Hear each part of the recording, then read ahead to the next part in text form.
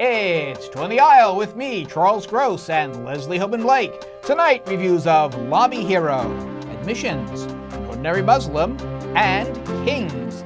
Plus an interview with IRT Artistic Director Charlotte Moore. Ladies and gentlemen, welcome to Two on the Aisle. We are so exhausted. It's that crush before the award season, and we had spring break, so we're rushing madly to try to catch up. So yes, we have to be at the theater every night, pity us, and all these afternoons. Yes, Oh, it's feel bad horrible. for us. Feel bad horrible, for us. Isn't it? Here's what's happened. Charlie instituted something really great this year called First Impressions. Yes. What we didn't realize was that they may also be last impressions, because we can't always get back to do a whole interview. A whole review, rather. So we may not be able to talk anymore about The Body of the World by Eve Ensler. We may not be able to talk anymore about The Low Road down at the Public, which was really quite marvelous. At home and at the zoo, we did, again, Later Life Basically, and Three Wise Guys. Three Wise Guys, which I would love to see that come back. But the bottom line is, First Impressions is a very quick, generally around 2.5 minute review, which we do right after we see the show, and then we post it on YouTube so that we can get something out very quickly. And then when we come to do this, we talk a little more.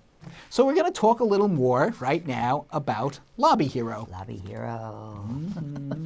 And this is notable for two debuts.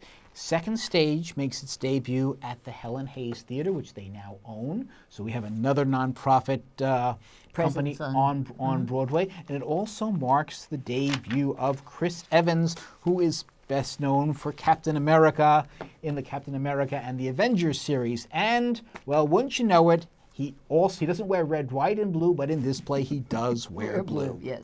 He's a man in blue. And in addition to Chris Evans, we have Michael Cera returning to the stage.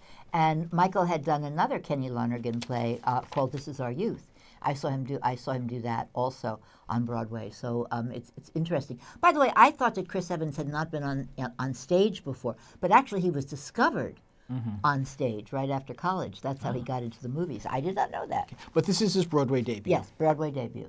Okay. In a play by Kenny Lonergan that's about 12 years old and was revived 2 years ago by Second Stage, and this is their production. It takes place, oddly enough, in a lobby in Manhattan, concerns two security guards, two police officers, and asks the question, what will you do to protect the ones you love? And in fact, so you have Brian T. Henry as a security guard supervisor, who basically very straight up, very by the book person, and you have Michael Cera as one of his charges. In other words, he sits in the lobby and hopes that he's not asleep when Henry's character comes to see him. And it's a very Michael Cera kind of role. Yeah. He's a nerd.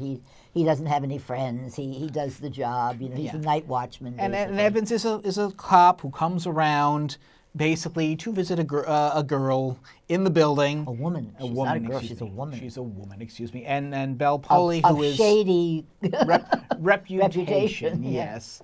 And Belle Polly is his partner. She's a rookie, and she doesn't quite go along with what he's doing. He just feels that if he's doing it, he should be doing it on his own time. Well, the other thing is, as we go along, we realize that he's using her.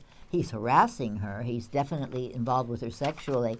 But we learn all this. We learn all this, and the two cops both talk with this classic New York cop accent that, to my mind, sounds so absurd, especially in this setting. A, I don't know too many cops who talk like that, if they ever did. And B, this belongs in the 1940s or in a comedy. It's almost D's, Deb, and Doe's. I think this is supposed to be a drama. Yeah. I think. Well, I heard Chris Evans talking about the accent and saying he was from Boston, so he had to put an H in or take an H out, or and I realized that which he didn't have to do playing a Brooklyn-born superhero. He probably didn't have to spend as much time on that, but he did. And he's got a mustache. Yes. And the stash is the story for me because the mustache really puts him in a certain place. A certain kind of guy wears that kind of mustache, and he's that kind of guy. Yes, I mean, if you look at him here on the cover, he looks a lot more heroic than He doesn't have a than mustache he does in this on the picture. stage. Yeah. Exactly. That's didn't realize that and until that's just that's now, the point. I right. guess the mustache came later, but Definitely a character choice. yes, that mustache. and that part I agree with. Uh-huh. It's one of the few things about the play I do agree with, because I didn't find the plot all that interesting. It's basically the security guard supervisor. His brother is in trouble, and will he bend his morals? Right. Will he lie for him, basically? And somehow everybody gets involved, and secrets are told that shouldn't be told. Right. And everybody learns a lesson, but not necessarily the audience. I mean, in other words, I don't. Lesson is, probably should have skipped the play. Well, I don't think this was the right play necessarily to start the presence on Broadway of second stage. I would have liked to see Torch Song, which is coming in next season anyway. But I would Which have I liked, believe played at this theater. it on did. Broadway. That's what I'm saying. That would have been to me the play to open with. However, it wasn't my choice. It got great reviews the first time around. We didn't see it the first time. The second 2 years ago, we didn't see that particular version. I don't think Chris Evans was in that. Michael Cera might have been. I don't know. But disappointing. I thought the actors were better than the play. And I know it's a good play, so something is wrong. Maybe it was the direction. I don't know. Trip Coleman. Well, Trip Coleman's a good director. I think so. Again, but the play did not. If it's a good play and it didn't make No, an I impression, it agree. has to be something about the production. no, you're I don't. right. I think the accents really took it down a lot more than you'd think, because it just took you out. It took you into a different atmosphere than the play should have presented. Well, So- my cousin, who's a doctor and not a doesn't get to the theater very often, gave it a B, and I thought, well, that's about the grade if we were doing Well, grades. I think that would be. I think that's generous. I think Well, I'd give it more like a he doesn't get out much. C So. minus, C plus, maybe. I would say It's like a procedural on TV, and that's what's wrong with it. Yeah. It shouldn't be. I would go with 2.5 playbills. Yeah, I'd probably go to 2.5. Yeah, but again, I think the acting is of a higher quality than that. I think the acting is 3.5. All right, fine, fine. Even with the accents. Even with the Imagine what it accents. would have been if they had talked. Yes, right. In normally. plausible voices. All right, admissions at Lincoln Center. I mean, it's interesting because we're talking about plays of ideas on this particular show, and we started with Lobby here. This is also a play. Well, this is a play of a very interesting idea. This is by Joshua Harmon, who's had Bad Jews. And it's very, very hard to write an entertaining play with social commentary. I think the only playwright I know who ever could do it consistently I know who's coming. was George Bernard Shaw. Yes. Okay. And I disagree, but okay. Mostly these plays, they come with their commentary, and the commentary gets in the way of the entertainment, or the play becomes irrelevant. I think it's a play Not of ideas, and I here. think that's the entertainment. Well, in this particular case, it is. This is a middle-aged white couple. They run an elite boarding school, and we see them at the beginning patting themselves on the back because they've quadrupled the number of minority Well, students actually, they she have. runs the school. He runs. He's the headmaster. Oh, and she's the head of admissions admissions. person, right? I'm sorry. Right. Okay, I got it. And now, she's yeah. patting herself on the back because Right. they're getting more minority kids in. And then their son, who goes to the school, is not accepted into Yale. But his friend, who is the son of a biracial couple, and is either equally or less qualified, does. We So don't then- know that. We so just know that he gets in, and it's on the basis of race. So then, they think. so then the question is, what will they do to help their son? Right. And that alone, just the monologue delivered by Ben Elderman as the son, he goes, when he's not accepted, he goes into this rant, and It was it's amazing. long, and it's amazing. We've seen some amazing pretty piece of decent monologues this acting, year. yeah. Well, And just the this acting of it too, though. Just is the writing. wow. Yeah. The writing, right. the acting, and putting aside the fact that I totally identify with it. I could have given the same monologue 35 years ago. But the relevance, and it's really something I never thought I'd see on a New York stage. It's challenging, it's original, it's not politically correct in step. But you know what is interesting? It was before the shootings at Parkland, and before the teenage kids came out with this, and he's one of them. He's doing it on a personal basis, but he's somebody who has deep feelings and wants to express them and becomes verbal at an age when we're not used to hearing that kind of verbosity from a teenager. Right. And if the play were to stop there, I'd be pretty impressed. But then Harmon's got more for us, because the son has an epiphany, and he comes up with a solution to his problem that just turns his parents and their beliefs on their heads. Which is, And we don't want to say anymore. It's running. It'll be running. Overwhelmed by this and impressed by this. Also, I have to shout out to Jessica Hecht. I mean, I love Elderman Jessica has Hecht. the moments Love Jessica in Hecht. the play, Just love Jessica Hecht. She is so wonderful. but she anchors the play. She does. And she has But she these- anchors any play, so you know. Well, she has these wonderful comic moments with Anne McDowell as her assistant, as they're trying to put out a politically correct or a racially balanced brochure for the school. Yeah, no, it's just some wonderful work. Again, an entertaining play of ideas. That's something that we talked about afterwards and thought about and talked about again after, Right. So that means so much to have that kind of an experience at the theater. And I would certainly give this 4.5 for writing, for acting, for performance. Yeah.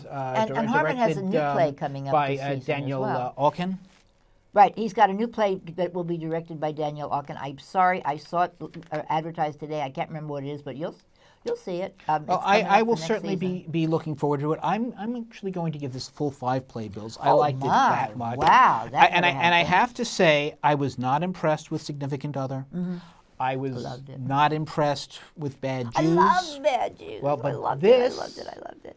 Heaven help me, this is worthy of Shaw himself. Well, then we. Oh my. Well, then Yes. we need to. Then we need to definitely see the new play that he's got coming up. That Daniel Auken is.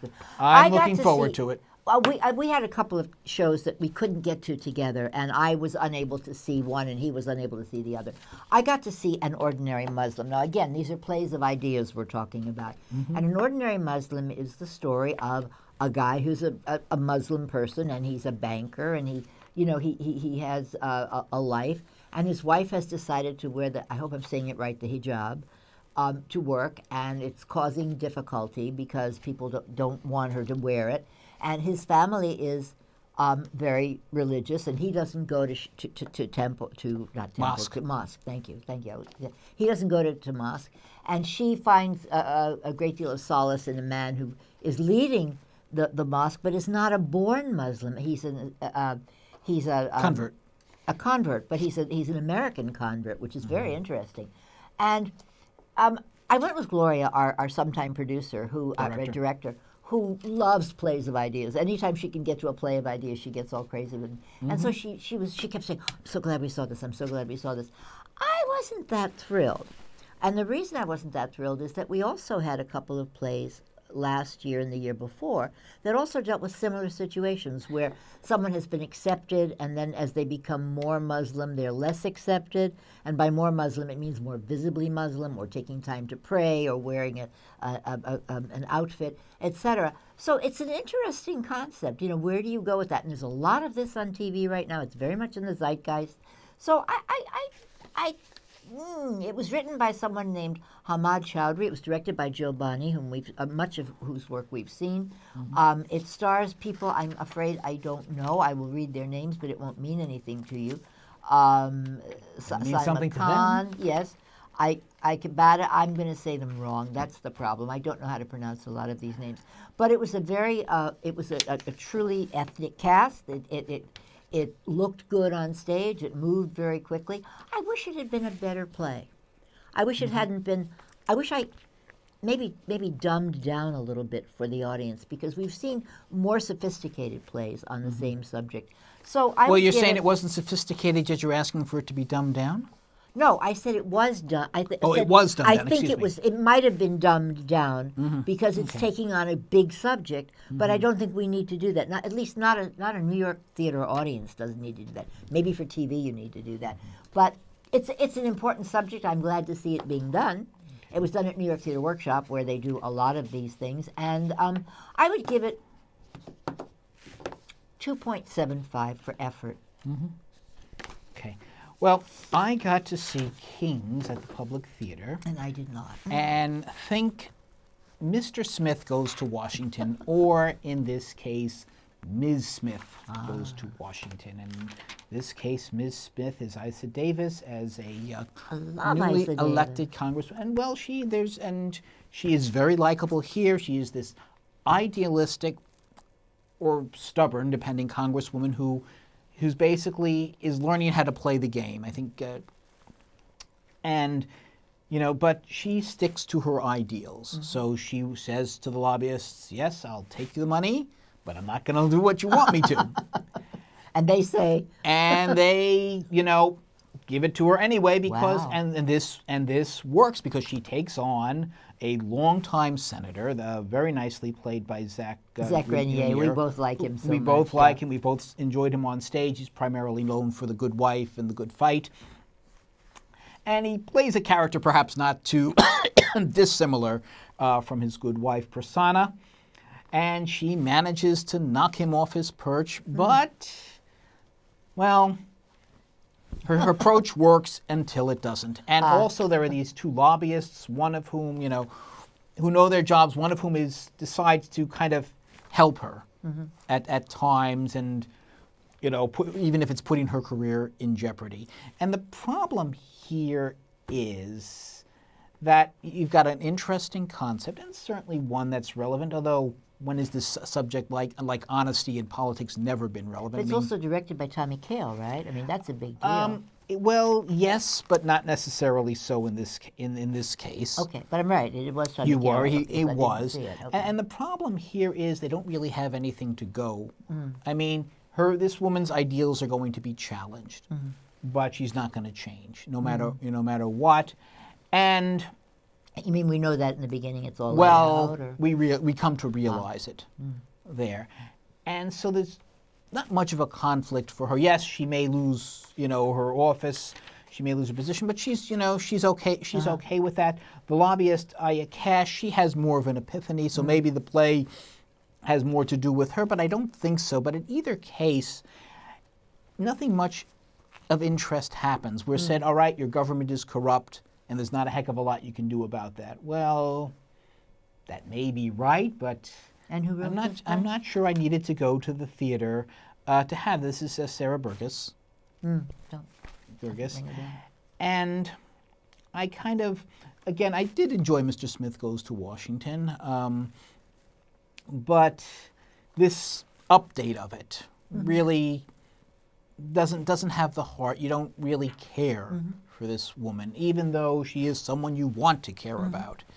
And So the what would you give it? situation, I would have to give it 2.5. I Okay. think, you know, on it, and you know, hope. I think the playwright's onto something here, and I hope she'll continue in this vein. I'm eager to see what she comes up I'm with. curious, did you but she's like not it? there yet. Remember we saw the French woman, or the French, whatever that was, with Uma Thurman? I liked Uma Thurman. Yeah, well, I did too, but I'm wondering, it's a similar kind of, does this work better politically, or did the other one, or neither one? I think this. Well, I don't think either of them were particularly too well. I think this one works better, to my mind. I think we first saw Isa Davis in Passing Strange. I don't remember. I don't remember knowing her before that, but she became a real.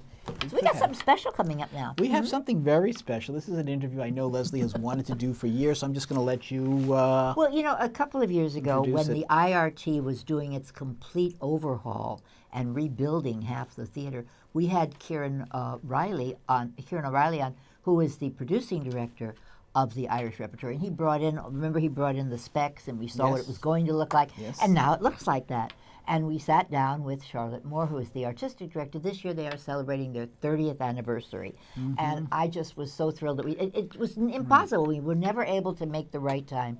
And we got to make the right time because right now she's in the middle of directing 3 small Irish masterpieces. We'll talk about this on another show, but right now we're going to talk to Charlotte Moore. We're going to talk to Charlotte Moore, who I should say danced with a trolley on Broadway. In Meet Me in St. Louis, Meet Me she in St. certainly Louis. did. So she's been an actress, a director, A casting director, which we'll talk about. and yes. and as you'll find out, she even sweeps floors. So and cleans bathrooms. so let's take a look. Theater has been running for how long, Charlotte?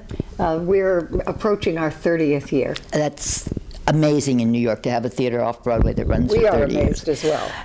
In addition to which, what I'm excited about seeing this tonight is that Synge and Yeats and Lady Gregory were the foundation of the Irish theater. Of the Abbey Theatre. Well, first the Irish National Literary, and Theatre then, of yes, Ireland. exactly. So talk a little bit about why you chose this evening and what it means. We hadn't done the basics. I mean, kind of the roots that we began and stuff that we believe in and our mission and the bottom line of what we're here for. Which is? And which is to do Irish classics and Irish, the rich Irish history and music, and we just hadn't done it. So it appealed to me one day, and by George, I said to Kieran O'Reilly, my partner here, that we ought to do some of that. And he was already signed up to do The Seafarer. Conor McPherson's wonderful play that's previewing upstairs, and I said, well, I want to do three down to earth, really basic Irish stuff. I want to do Yeats and Synge and Lady Gregory, and he said, fantastic, great. So Go do it. Because we can, we did. We're down in the studio theater, which is where we saw It's a Wonderful Life at Christmas time. Yes. That's a new tradition, isn't it? Yes, it is. Yes, it is. And we're sitting in the studio theater, and it's been renovated.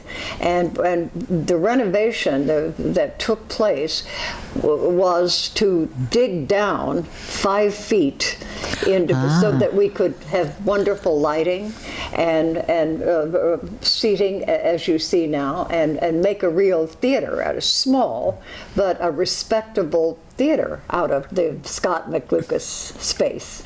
So you now have 2 theaters. Yes, we have the main stage right above us. If you don't believe that, you can hear it during their performance. And this one, which we're very proud of, and all kinds of great, good stuff can go on. That bathroom right outside the studio theater where we're sitting now, I put, I'll take you around there later, I put the tile in there myself, in the, and you can tell that I did.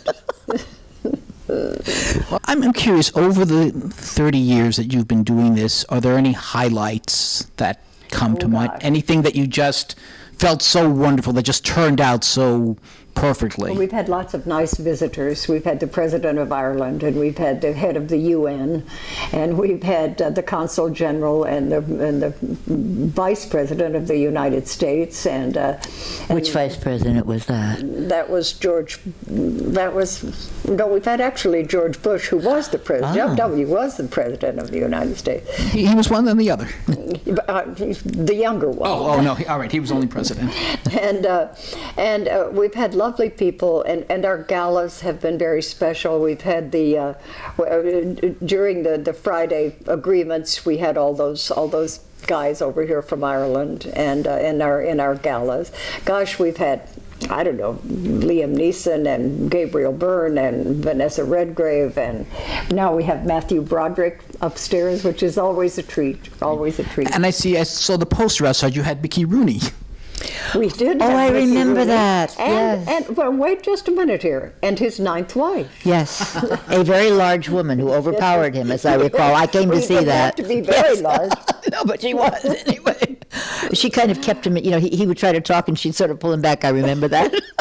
Yes, he's a great charmer. Yes, and he was quite elderly at the time. He was He in was his 80s. elderly at the time, but by George, he was Mickey Rooney. Yep.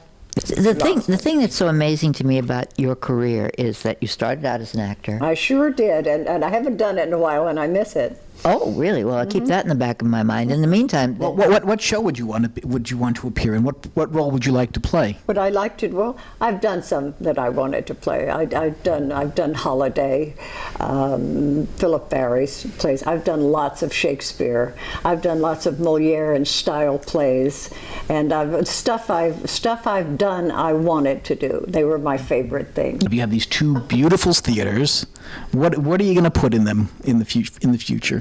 We have a gala coming up where we're celebrating 100 years centenary of Alan J. Lerner. Ah. And that'll be at Town Hall. well, Was he Irish? Absolutely, he was. In his heart. In his heart. Absolutely, you can write that down. We can put a super if You heard it here first. Kieran is about to announce Woman and Scarecrow by an incredible woman, Irish woman writer, Marina Carr. And Kieran's going to direct that one in the small theater while I'm doing the musical upstairs. I'm going to do On a Clear Day. You can see Oh, well, there you go. Speaking of Alan J. Lerner. Right, Yes, of course. yes. Well, we're not going to keep you very much longer because we know you do everything while you're here. I have to clean it. I was going to say, I come in and she's sweeping or she's selling tickets or she's doing something. And it's amazing and wonderful that after 30 so years nice. you're still doing this and in the same way that you started doing it. Well, yeah, I'm still doing it because I can. Absolutely. And you can, you do it very well. It's not just that you I can. clean very You well.